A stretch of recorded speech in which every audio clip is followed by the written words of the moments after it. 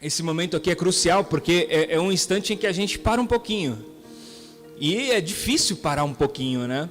É difícil parar um pouquinho porque o ritmo e a vida exige da gente uma pegada assim, né? É um negócio tão frenético que parece até que quando a gente, sei lá, tira um dia para descansar, tira um dia para dormir, um dia de descanso, parece que é um dia perdido. Nós aprendemos a não descansar. E nós nos esquecemos de um dos grandes fatores da nossa fé cristã. Esquecemos que quem move o mundo não são as nossas mãos e a força do nosso braço, mas quem move o mundo é a graça, o amor e a misericórdia de Deus. Se o Senhor não guardar a cidade, em vão vigia o sentinela. Se o Senhor não edificar a casa, em vão tentam aqueles que buscam edificá-la, os trabalhadores que buscam edificá-la. Então a Bíblia vai sempre nos orientar a descansar em Deus. E descansar em Deus é uma das virtudes que nós temos deixado passar, que a gente tem deixado sair de diante de nós por conta do ritmo frenético da nossa vida. Então, parece que descansar em Deus é perder tempo. Parece que descansar em Deus é perder a oportunidade. Parece que descansar em Deus é deixar de fazer alguma coisa e de aproveitar bem o tempo que eu poderia aproveitar. Parece que é tempo perdido. E todos os momentos que nós passamos com Deus, todos os momentos que nós dedicamos a Deus, né, que nós descansamos em Deus, isso não é tempo perdido. Então, descansa no Senhor, se deleita no Senhor, espera no Senhor, viva no Senhor, se organize no Senhor, compreenda a vida através do Senhor. A Bíblia vai dizer para nós que a nossa vida, a vida daqueles que conheceram a Deus, não existe nada na nossa vida que seja uma atividade comum, não existe nada aleatório. Tudo que nós fazemos na nossa vida é uma atividade espiritual. Tudo. Porque tudo é espiritual para quem é espiritual. E tudo é carnal para quem é carnal. Tudo. Inclusive um culto para quem é carnal, é carnal. E qualquer coisa, a partir da sensibilidade que o Espírito produz em nós, para quem é espiritual, qualquer coisa é espiritual. Então qualquer coisa que você for fazer, esteja sempre atento. E isso é descansar em Deus. Descansar em Deus é estar sempre conectado, é ter a consciência de que você está sempre conectado. É ter a consciência de que você está sempre ligado com Deus e tudo que você faz, tudo tem consequências espirituais, tem nascimento e fortalecimento, tudo. Então não tem uma atividade secular na sua vida, não tem uma atividade qualquer, comum.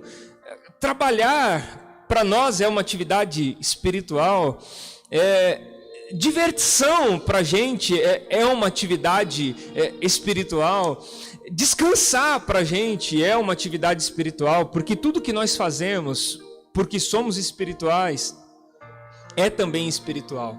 Então eu quero dividir com você um pensamento, uma reflexão sobre isso. Sobre a possibilidade de você não se abalar e de não viver abalado por ser alguém que tem total consciência, condição e vitalidade para compreender que a vida não é um acidente, a vida não é um acaso, mas a vida é uma dádiva, a vida é um encontro, é uma é uma doação, é aquilo que Deus nos proporcionou. A Bíblia vai dizer para nós que Deus ele cria o homem no jardim do Éden, do pó da terra. Deus cria o homem, sopra nas suas narinas o fôlego de vida. E aquele boneco de barro que Deus criou, aquele boneco de barro que Deus formou com as suas próprias mãos, quando ele sopra nas suas narinas o fôlego de vida, ele é feito alma vivente.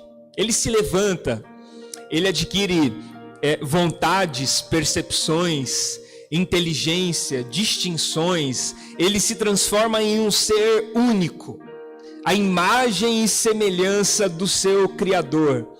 Os atributos, a vida, as percepções de Deus são postas, são divididas, são compartilhadas com aquele homem. E aquilo é uma criação perfeita. Deus cria um ser humano perfeito. Deus cria um lugar perfeito para que eles habitem. Deus cria uma condição perfeita para estabelecer a sua vida. Deus cria uma genética perfeita. Tudo é perfeito. Tudo é perfeito. Não faltava nada. Na vida de Adão e de Eva não faltava nada. E eu quero pensar com você, por que a gente imagina às vezes que a nossa vida não está funcionando por falta de alguma coisa? E quando você pensar que a sua vida não está funcionando por falta de alguma coisa, pensa no Adão e na Eva e se pergunte o que é que os faltava. Eles moravam num lugar perfeito. Eles moravam num lugar assim, perigoso. Quando eles viam duas pessoas em uma moto, eles não precisavam ficar com medo, entende? Não tinha criminalidade. Eles não precisavam colocar cerca no portão da sua casa. Não tinha necessidade de fazer isso. Eles não precisavam colocar seguro no seu carro, porque não corria o risco de ninguém roubar. A Eva não precisava ficar preocupada com a Fernanda, com a Maria. O Adão não precisava ficar preocupado com o Ricardão. Não tinha nenhuma preocupação. Eles não tinham preocupação de se um dia eles seriam traídos, abandonados.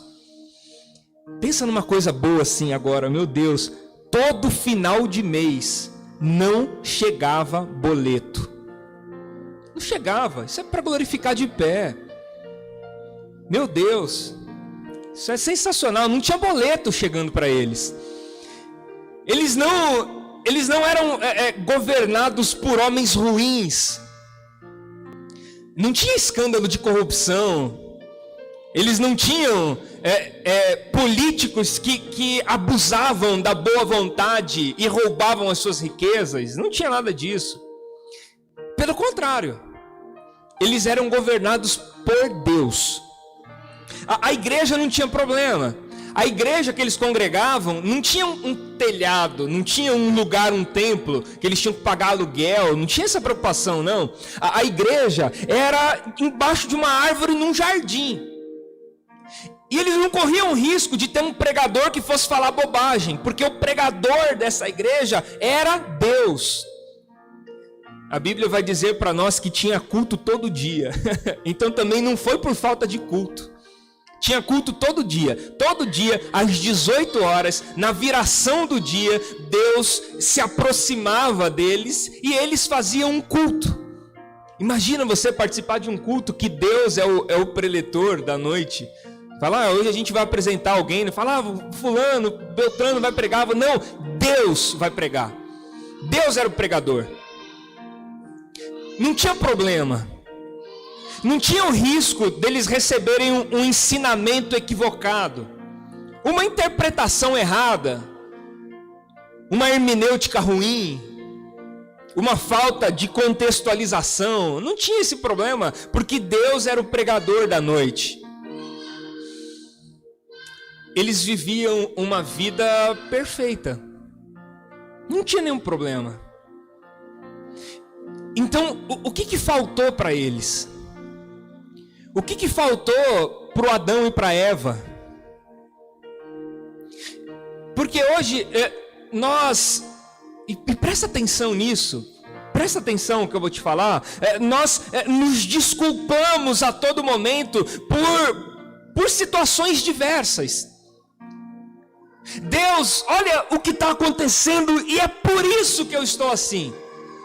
Olha o que está acontecendo e é por isso que eu estou chateado, magoado, é por isso que não está dando certo, que não está indo, que não está funcionando, é por isso, é por aquilo outro. Nós damos 1000 desculpas para Deus, como se as coisas que estão acontecendo fossem o fator principal pela condição que a nossa vida se encontra. Então o que faltava para o Adão e para Eva? O que faltava para eles? E por que a gente pensa que a vida está dando errado porque falta alguma coisa para a gente? Então não faltava absolutamente nada. E não é pela ideia de que falta alguma coisa. Não é pela ideia de que as coisas não estão certas e de que falta. Não é nada disso. Absolutamente nada disso. Nós temos a impressão de que se Deus nos ajudasse a resolver a nossa vida seria melhor e nós viveríamos uma outra realidade.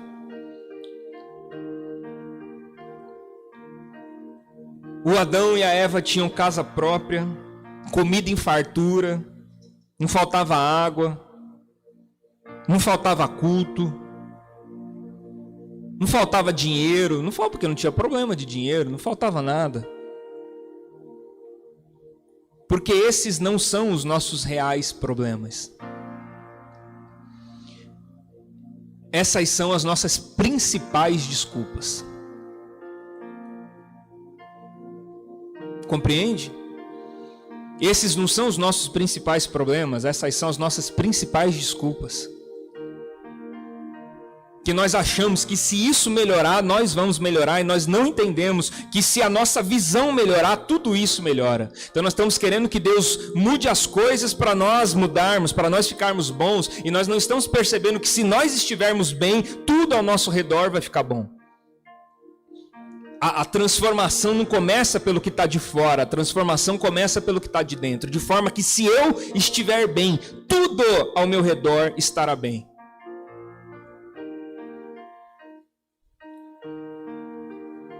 Então não é a forma como as coisas que estão fora de mim são mudadas para que eu me sinta melhor, mas é a forma como a minha convicção é trabalhada para que, independente das coisas que estão fora de mim, eu entenda e cumpra o propósito da minha vida. Não tinha nada de errado fora deles. E eles desobedeceram a Deus. Eles fizeram a única coisa que Deus pediu para eles não fazerem. E eles tinham liberdade de fazer qualquer outra coisa. Qualquer coisa.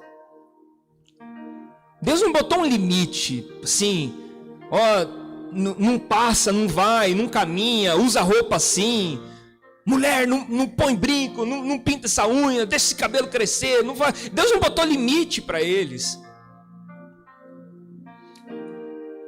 Deus fez para eles um pedido. E o homem pecou. O homem perfeito, sob condições perfeitas, com uma vida perfeita. A Eva não tinha o que reclamar do Adão. O Adão era sarado. Deus fez o homem ali perfeito. E o Adão não tinha o que reclamar da Eva. Imagina, mulher foi feita por Deus. É uma belezura, uma perfeição. O Adão não herdou maus costumes do pai. A Eva não herdou maus costumes da sua família. Eles não tinham hereditariedade. Eles não tinham umbigo. Eles não herdaram, não era um problema genético. Eles não tinham umbigo, não tinham problema. A Eva nunca ia poder olhar para Adão e falar assim: você está igual ao seu pai. E ele nunca ia poder olhar para ela e falar assim: sai para lá, mulher, você está doida igual a sua mãe. Não tinha. Não tinha essa crise. Pessoas perfeitas em ambientes perfeitos, sobre situações perfeitas, e não deu certo. Culto perfeito, a igreja perfeita, a congregação perfeita. Deus era o pregador, a igreja só tinha 2 membros. Perfeito. Deu errado. E quando tudo isso dá errado, Deus ensina pra gente uma lição. E é sobre essa lição que eu quero que você pense hoje comigo. Porque mesmo tendo disponibilizado para eles situações perfeitas, quando o homem erra e Deus chega ao local, para o encontro que eles tinham, Deus chega perguntando: Adão, onde você está? Porque está no horário, você não está aqui, onde você está? E ele percebe o homem culpando o outro agora. Ele vai dizer: Senhor, a mulher, foi a mulher que tu me destes. Aí Deus conversa com a mulher também não quer saber da culpa. Ela fala: foi a serpente. A serpente olha para o lado e não tem quem culpar. Mas é um botando culpa no outro. Enquanto é possível, um está botando a culpa no outro. Então Deus percebe aquele ambiente caótico. E quem transformou aquilo em um ambiente caótico foram eles. Eles fizeram aquilo, eles transformaram aquela situação maravilhosa de perfeição em um ambiente caótico. E quando Deus percebe, Ele não fica ali culpando um ou outro, Ele não fica ali tentando encontrar, e agora, né? O que nós vamos... Não, quando Deus percebe a situação, Ele assume a responsabilidade. E isso é uma lição que nós precisamos muito aprender. Ele assume a responsabilidade.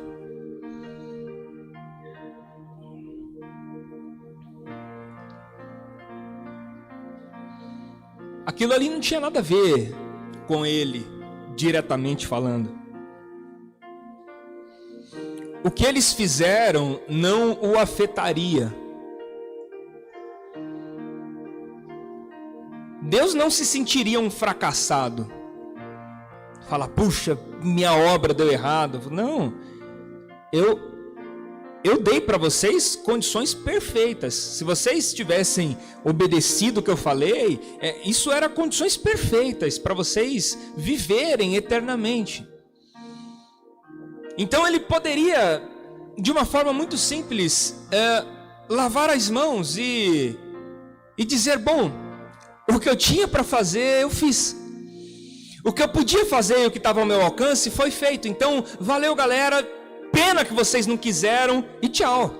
É uma pena pena mesmo que vocês não quiseram, mas eu só posso ajudar quem quer receber ajuda. Quem não quer receber ajuda, eu não posso ajudar. Então eu ofereci para vocês o melhor. Vocês não quiseram receber ajuda, então eu não tenho o que fazer e tchau. Poderia ser assim. E eu digo que poderia ser assim porque é assim que a gente imagina que as coisas são. Poderia ser assim porque para a gente é assim. A gente olha para uma situação e diz: bom, ele fez isso de sem vergonhice, não precisava. Não precisava fazer, ele tinha condições de não fazer, ele tinha outras alternativas para não fazer. Eu ofereci ajuda e ele não quis a minha ajuda, então eu não posso fazer nada. Eu só posso ajudar quem quer ser ajudado. Se não quer ser ajudado, eu não posso ajudar. Então, eu sinto muito, a minha parte eu fiz com Deus, eu estou de boa, então está tudo certo. Não, Deus olha uma situação daquela e se responsabiliza por aquilo. Ele assume a responsabilidade e decide ajudar quem não queria ser ajudado. Decide salvar quem não queria ser salvo. Ele decide estender as mãos para quem lhe virou as costas. E essa talvez seja uma das principais lições desse texto, dessa porção. Talvez seja uma das principais lições. A maneira de nós percebermos como Deus assumiu a responsabilidade e como nós, em grande parte das vezes, fugimos dessa responsabilidade e nós nos parecemos muito mais com Pilatos do que com Jesus, porque nós lavamos as nossas mãos depois de ter tentado fazer alguma coisa e Jesus, mesmo tudo sendo feito contrário a ele, permanece firme e ciente do seu propósito.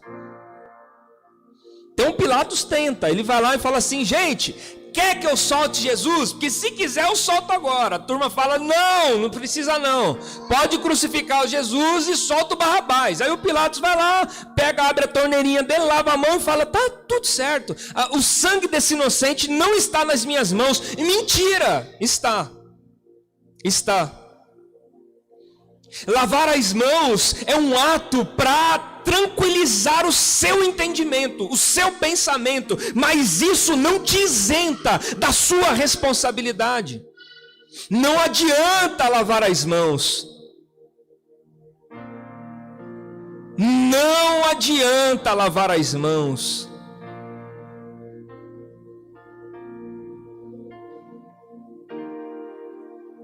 É necessário assumir a responsabilidade.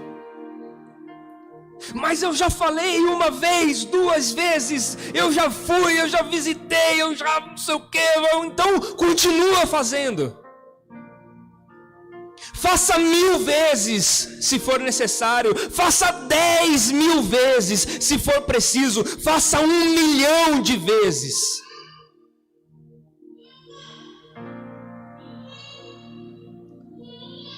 Porque nós não estamos autorizados a desistir. Faça 1 milhão de vezes, se for necessário.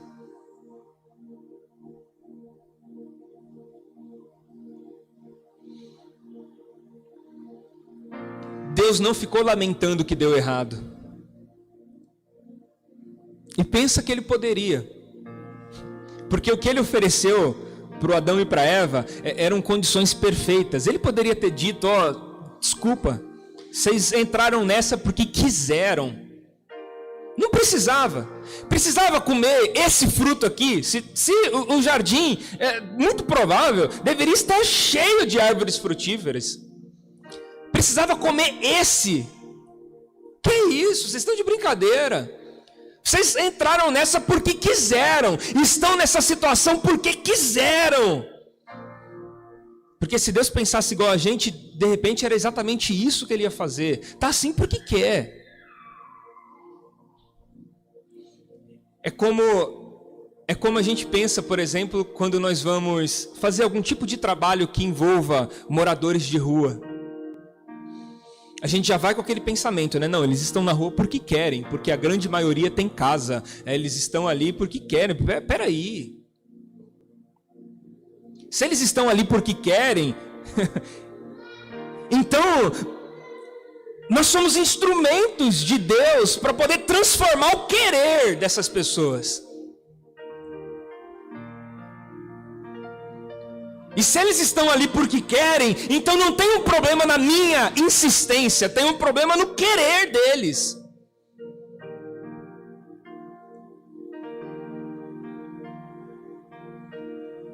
E isso para a gente acaba sendo um conforto para consolar a nossa desistência, a nossa ineficácia em relação à nossa responsabilidade. Então nós ficamos confortados. Não, eu tentei, mas não quer. Então a culpa não é minha, a responsabilidade não é minha, porque o que eu podia fazer, eu fiz. Meu Deus. O que eu podia fazer, eu fiz. Eu quero dizer para você com muito temor e tremor que nós não fazemos 1/10 do que nós podemos. Não foi uma pontinha do que nós podíamos fazer. Você não foi insistente, nem um tequinho do que você poderia ter sido. E nós não somos insistentes, porque nós tratamos de agarrar na primeira desculpa, na primeira muleta que aparece perto de nós, para justificar. Então, quando Deus percebe aquela situação, quando Deus percebe que o homem botou tudo a perder, Ele se responsabiliza por aquilo.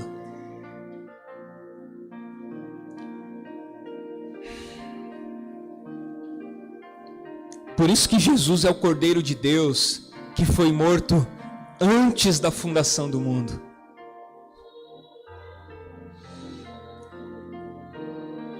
Porque Deus assumiu a responsabilidade. Deus assumiu o compromisso. Deus assumiu um pacto com a gente. E não tem desculpas para revogar isso. Não há acontecimentos, não há o que você possa fazer para que Deus desista de você. Não há o que você possa fazer para que Deus abra a mão de você e diga, bom, puxa que pena, tentei tanto, dei até meu filho por causa desses, aí não vai, não tem o que fazer. Não, Ele não desiste. E Ele não desiste para que você não desista. Se tem uma virtude de Deus que nós precisamos aprender e absorver, é a persistência.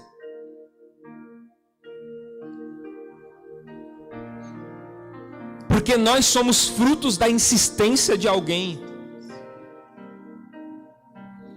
Nós somos frutos de não desistência. Nós somos frutos de alguém que não parou de orar pela gente, que não parou de falar com a gente, que não parou de perturbar a gente. Nós somos frutos de insistência. E estamos deixando de aprender a insistir.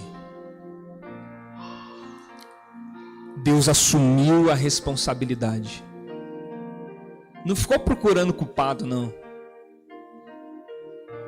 Ele foi lá, resolveu o que era para resolver, falou, mas tá tudo certo, que a responsabilidade do que aconteceu aqui é minha. Então, da semente da mulher vai nascer o Salvador da humanidade, o Redentor de todo ser vivo. Então, a vida e a morte de Jesus é a maneira como Deus assumiu a responsabilidade por causa dos nossos delitos. E Deus com isso está nos ensinando a assumir a responsabilidade pelos outros, sem ficar dando desculpa e segurando muletas de que você já tentou de tudo. Não tentou.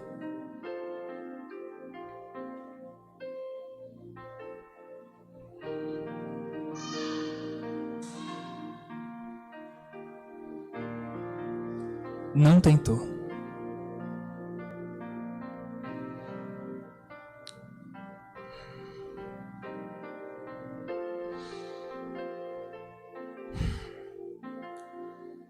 Nós estamos aqui como responsáveis. Nós estamos aqui para assumir a responsabilidade por um mundo caótico,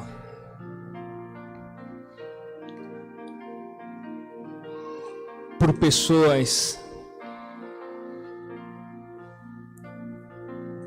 pessoas away. Bom, a gente está aqui para assumir a responsabilidade por elas, para afirmar e reafirmar que a nossa vida é uma oferta,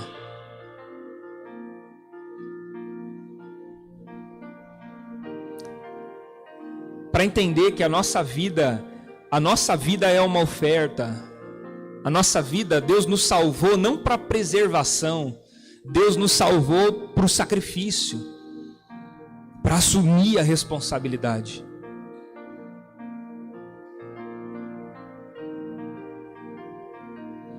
Para que essa responsabilidade seja nossa.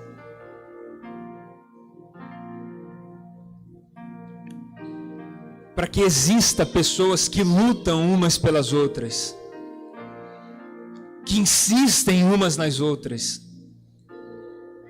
que dão segundas chances, terceiras chances, milhões de chances.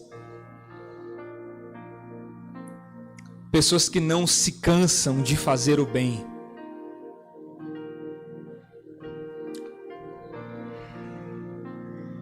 Que não se cansam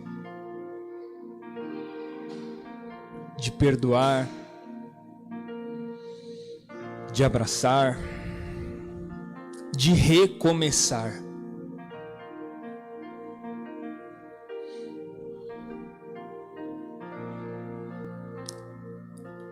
É alguém que assim como Deus, assumiu a responsabilidade.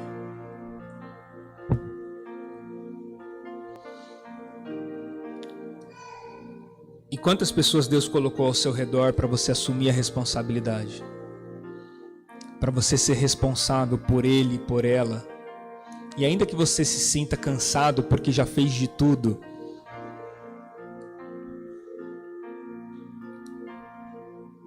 faça mais ainda. Faça mais e vá além do que você já fez.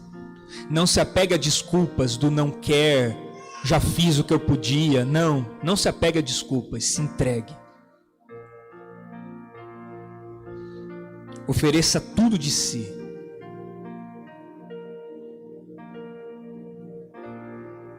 Assuma a responsabilidade.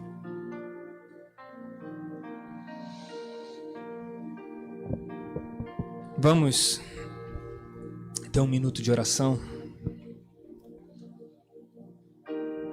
e conversar com Deus, porque é só Deus mesmo para fazer a gente compreender isso, né?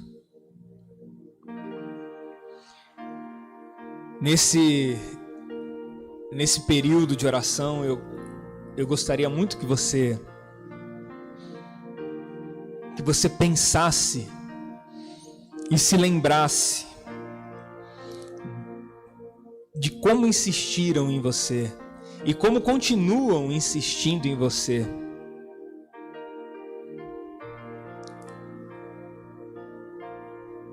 Que você está hoje onde está e é hoje quem é, porque teve alguém que te falou 1000 vezes a mesma coisa e não te cansou, não se cansou de puxar a tua orelha, de conversar, de te dar bronca, de te chamar atenção, de te consolar, de te atender, de te responder, de te discipular, de conversar de novo, quantas vezes, e muitas vezes a gente ainda nem conseguiu absorver totalmente o negócio, mas pelo menos a gente consegue compreender que nós somos frutos de insistência.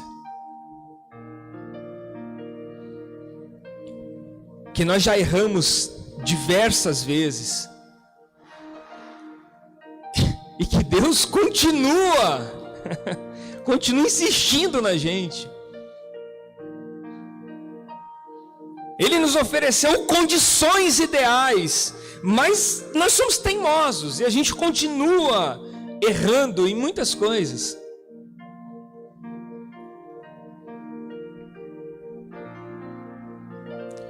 Que nós orássemos para que Deus nos dê essa virtude, a virtude de persistir, como ele persistiu e continua persistindo. A virtude de assumir a responsabilidade ao invés de ficar lamentando as coisas que aconteceram. Ao invés de ficar chorando pelos cantos, pelo mal que aconteceu, é de se levantar e assumir a responsabilidade por tudo que está acontecendo. De se levantar como homem, de se levantar como mulher, de assumir as coisas. Assumir. Você não é um saco de batatas. Você é um homem de Deus e é uma mulher de Deus. Assumir a responsabilidade. Se levantar como responsável. Que Deus nos dê essa virtude da persistência. A virtude da constância.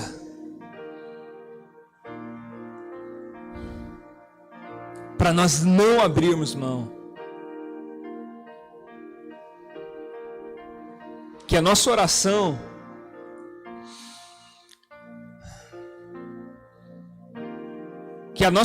seja uma percepção de que o cenário pode ser o ideal, sem falta de nada, pode ser um paraíso.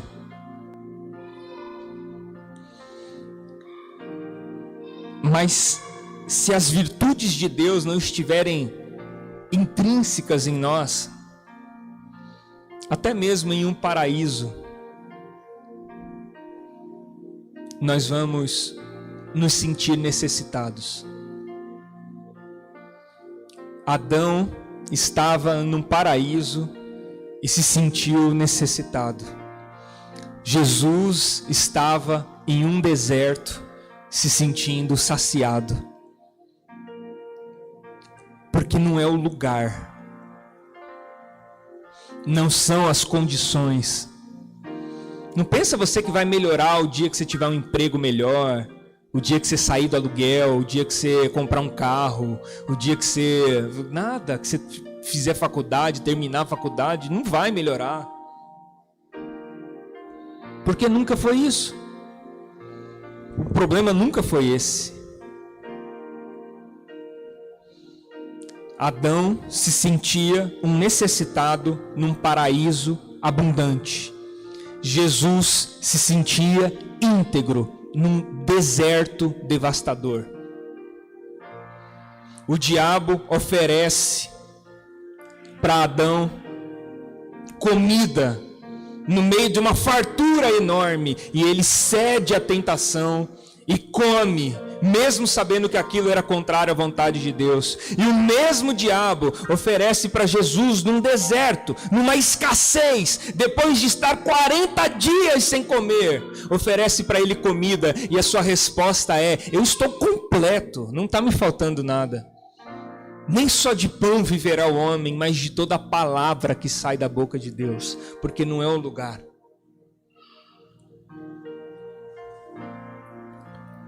Que Deus faça de nós pessoas consistentes, persistentes, constantes, íntegras, que não desiste. Pessoas que não buscam culpado, mas que se apresentam como solução. Pessoas que assumem a responsabilidade e não que se debruçam sobre desculpas. Que Deus compartilhe conosco a sua virtude. Vamos ter um minuto de oração. Senhor, obrigado por esse momento, por esse encontro, pelos louvores, pelas contribuições, pela reflexão da sua palavra. Nós te agradecemos em nome de Jesus. E queremos muito, muito, muito mesmo, Deus. Queremos muito encerrar essa noite tendo em nós a consolidação dessa virtude do Senhor. Que sejamos pessoas que assumam a responsabilidade, e não pessoas que se debruçam sobre 1000 desculpas. Porque se nós quisermos encontrar uma razão para não seguir em frente, nós vamos encontrar 1000. Nós vamos encontrar 1000 razões para desistir. Nós vamos encontrar 1000 razões para recuar. Nós vamos encontrar 1000 razões para parar.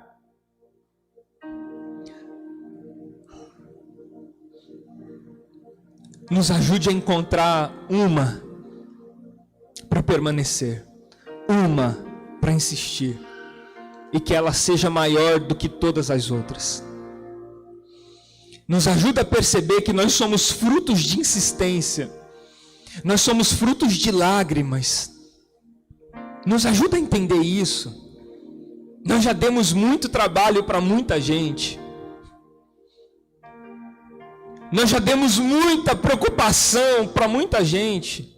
E agora nós não queremos nos preocupar com os outros. Nós já demos muita dor de cabeça. E agora quando alguém começa a dar dor de cabeça para a gente já abre mão. Deixa para lá, deixa quieto. Já se abraça numa desculpa. Bom, eu tentei.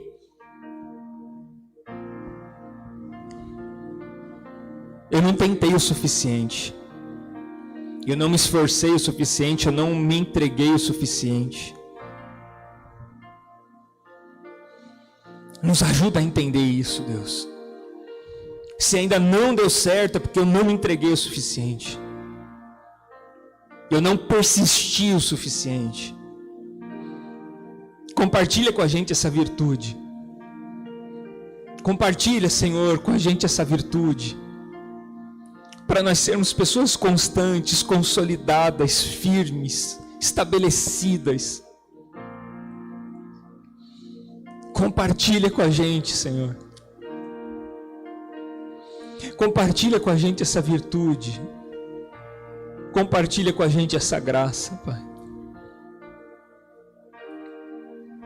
Em nome de Jesus, compartilha com a gente essa graça, Senhor.